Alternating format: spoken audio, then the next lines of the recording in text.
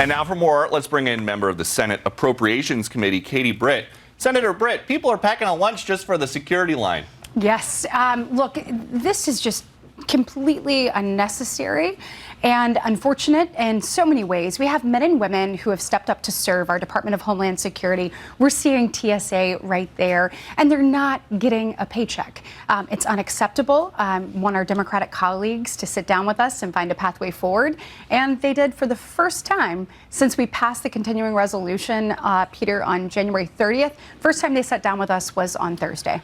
So President Trump says he's going to end the long lines at all these airports by sending ICE to the airports to backfill some of these TSA callouts. Tom Homan just explained how this is going to work.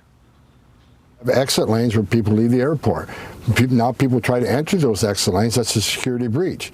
Well, an ICE agent can maintain those exits, and that allows a TSA officer to go back to screening to move people through quicker. You know, ICE can check identification before people enter the screening area, right? And we're trying to release TSA resources. How's this going to go? Airport pat-downs from an ICE officer? No. Look, I think what you heard Tom say is we're going to create a plan to help out with what we're dealing with. You have TSA officers, Peter, who haven't gotten a paycheck. If you think about the 43 days in the first Democratic shutdown and now 36 plus days now, think about that. These people can't make their car payments. We had one TSA officer tell us about sleeping in his car to save on gas. They have people who have tolls they have to pay to and from work. You have a gentleman who told us about not being able to afford his wife's cancer treatment payment. But these men and women are still showing up to work, but some of them have to find another avenue. So what we're saying is we're going to figure out how to use these agents and officers in a way that is helpful so that we can take TSA officers that are coming to work and put them in the screening place where they can do their job. We've seen Democratic activists. They are really good, or at least really motivated, to antagonize ICE officers. Over the last couple months, somebody will show up, they'll have one guy yelling at an ICE officer, they'll have another guy with a cell phone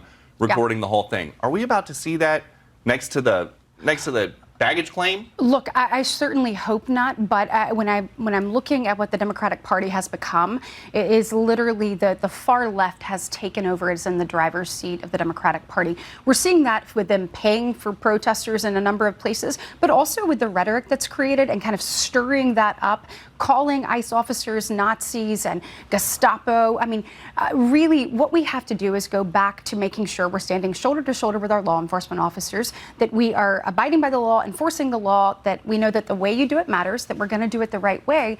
But we are not going to vilify this. We're not going back to defund the police. We're not going back to Biden's failed open border policies.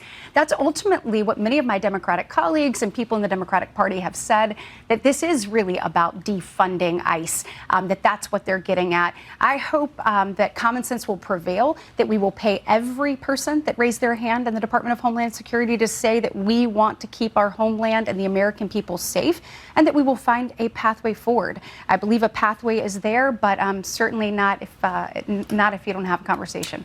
Elon Musk is offering to help. Have you seen this? He's put out the word, and we've got his post. He said, "I would like to offer to pay the salaries of TSA personnel during this funding impasse that is negatively impacting the lives of so many Americans at airports throughout the country." Are you senators talking about letting Elon Musk come in to pay TSA? Listen, we saw in the last Democrat-led shutdown, longest ever, 43 days, we saw an anonymous donor come in and do about $130 million to make sure that our troops were paid. There was a provision that allowed for that now. I think what we're looking at now is what provisions allow for things like this to happen in the Department of Homeland Security. I appreciate the patriotism, because what he's saying is these men and women are coming to work to keep us safe.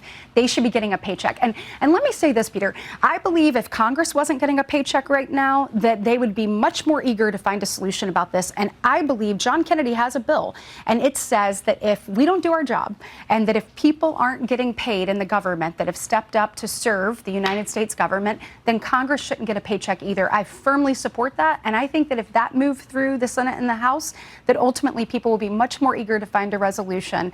And I am all for it. I want to ask you about something else. The other big story this week, which is Epic Fury. It continues.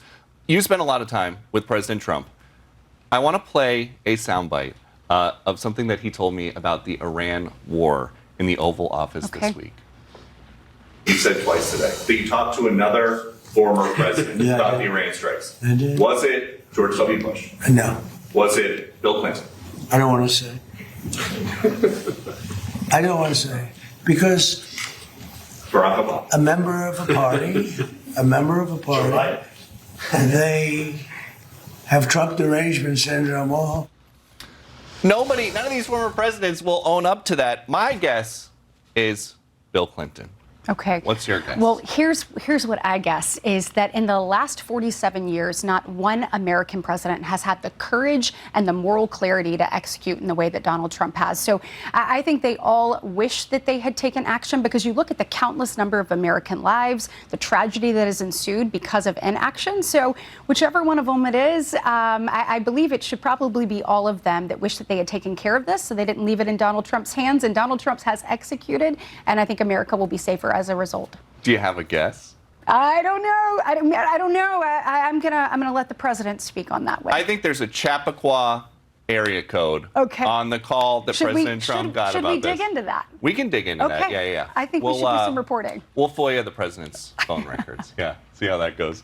Senator Katie Britt, thank you so much. Okay, and look, I appreciate the president's leadership on this has been incredible, and I look forward to the finished execution of it and Americans being safer as a result. Well, thank you very much for being here. Yeah, thank you.